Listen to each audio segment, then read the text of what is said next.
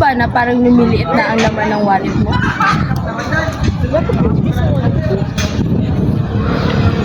Pero hindi naman lumiliit ang mga gastusin.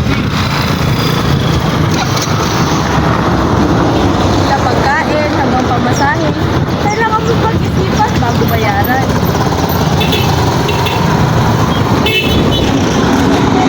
Bakit natin to kailangan pag-usapan?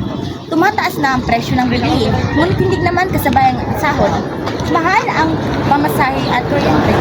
Apektado ang maliliit na negosyo. Paano nakakapagpapilihan? Kaya naman, nandito na ang ating advokasya para palaganapin ang kaalaman tungkol sa inflation. Kasi hindi lang chismis ang dapat nating pinag-uusapan. Turuan ang bawat pamilya sa tamang pag-budget para hindi lagi si Pecha di Peligro ang kasama sa pagkainan.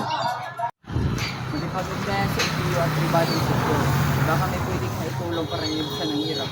Suportahan ang lokal na negosyo para hindi tayo malungkot kapag may close side group.